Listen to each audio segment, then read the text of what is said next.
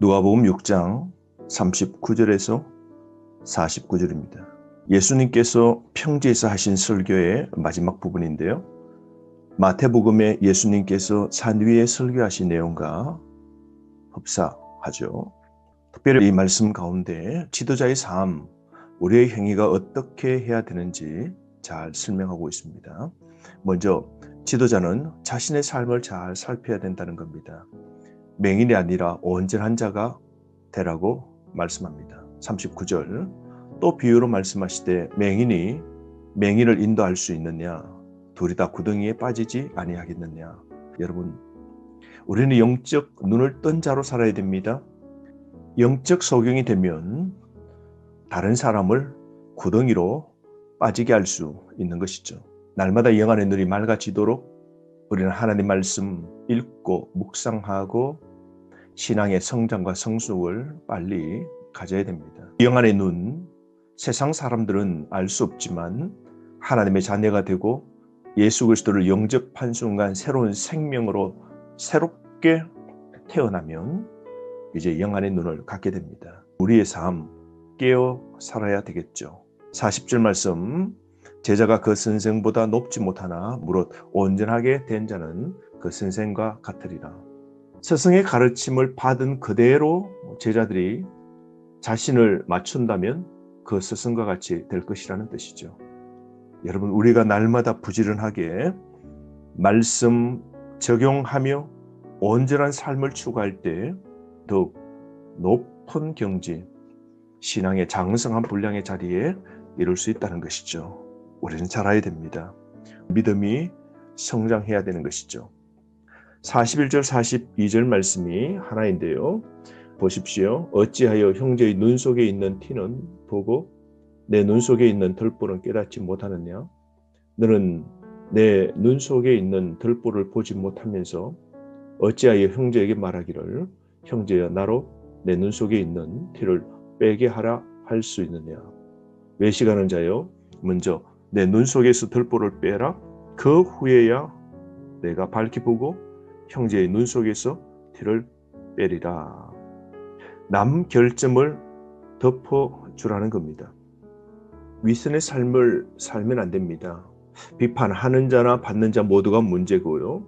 비판하는 자가 더 큰 문제이지만 또한 비판자는 바로 위선자가 되는 겁니다.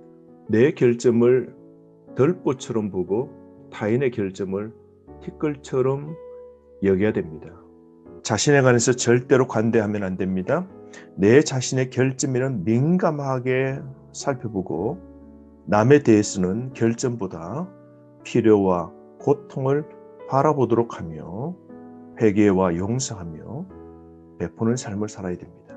우리가 절대로 조심해야 될 것이 위선입니다. 잘 믿는 척, 바르게 사는 척, 그 척도로 남을 재단하는 거죠. 그러므로 내 중심의 삶이 아닌 타인의 중심의 삶을 살아야죠. 내 자신을 냉정하게 살펴볼 필요가 있습니다. 겸허함을 배워야 되는 겁니다. 43절부터 시작해서 좋은 열매 맺는 나무가 되라고 주님이 말씀하시죠. 45절까지인데요. 43절 보십시오. 못된 열매 맺는 좋은 나무가 없고 또 좋은 열매 맺는 못된 나무가 없느니라. 44절 나무는 각각 그 열매로 아나니 가시나무에서 무화과를 또는 찔레에서 포도를 따지 못하느니라. 나무와 열매 비유를 말씀하시는데요. 행동에 따른 결과가 나온다는 것이죠. 행동하는 것 보면 그 사람의 결과를 충분히 결론 지을 수 있죠. 교훈들의 실천을 촉구하고 있는 것이죠. 열매로 나무를 안다. 자연의 법칙이지 않습니까? 포도나무는 포도를 맺고 배나무는 배를 맺고 또 좋은 나무는 좋은 열매를 맺는 것. 동일하게 영적 법칙입니다. 삶에 나타나는 결과를 보면 그 사람의 됨됨이를 알 수 있는 것이죠. 그러므로 여러분, 나는 지금까지 어떤 열매를 맺었나요? 생각해 봅시다. 선한 열매 가득 맺는 자로 살아가도록 노력해야 되지 않을까요? 말보다 삶의 열매로 하나님을 기쁘게 기쁘시게 하는 오늘 하루의 삶 되기를 원합니다. 나무는 각각 그 열매로 안답니다. 우리의 삶의 열매를 보면 우리 됨됨이를 알 수 있는 것이죠. 그러므로 여러분, 좋은 나무, 좋은 열매 맺는 그런 분 되시기를 바랍니다. 마지막으로 46절부터 49절인데요. 누가복음이 평지 설교의 마지막입니다. 46절부터 시작해서 49절까지는 듣고 행하는 자가 되라고 말씀하죠. 하나님의 말씀, 하나님의 설교를 다 듣고 거칠 뿐만 아니라 삶 속에 그렇게 살아가는 게 너무너무 중요하다는 것이죠. 이것을 예수님께서는 집과 주처의 비유로 말씀하십니다. 평지설교의 결론으로서 말씀을 듣고 행하는 순종을 촉구하고 있는 것이죠. 46절, 너희는 나를 불러 주여 주여 하면서도 어찌하여 내가 말하는 것을 행하지 아니하느냐. 실천이 앞서는 삶이 필요하다는 것이죠. 듣는 것으로 끝나면 안 됩니다. 들었던 말씀을 행하는 삶이 필요하죠. 그래서 47절, 48절은 하나님 말씀을 듣고 행하는 자, 그에게 어떤 복이 있습니까? 보실까요?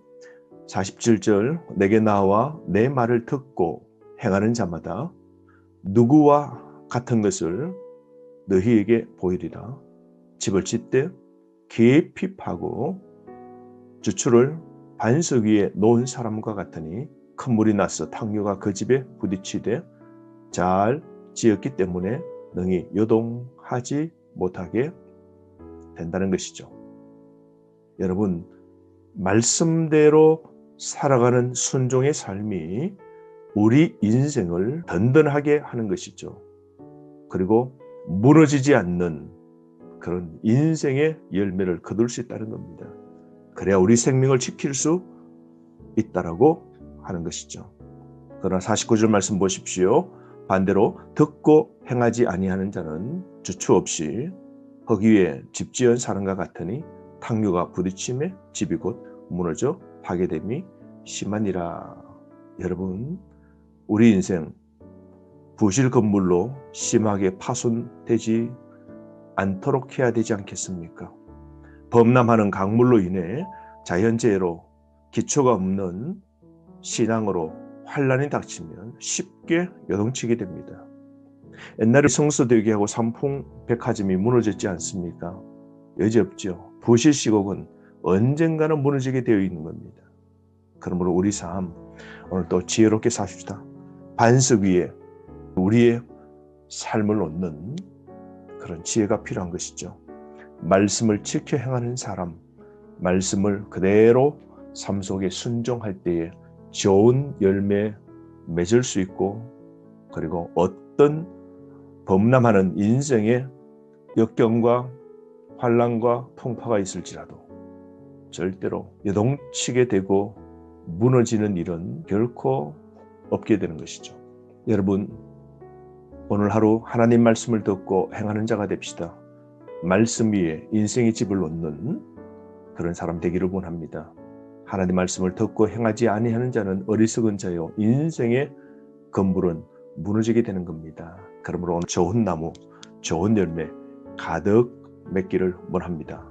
오늘도 깨어서 살고 영적으로 뜬 눈을 활짝 뜨고 세상 속에서 하나님의 진리의 말씀을 그대로 삶 속에 살아내는 저와 여러분 되기를 바랍니다. 하루 말씀 가운데 승리하시기를 바랍니다.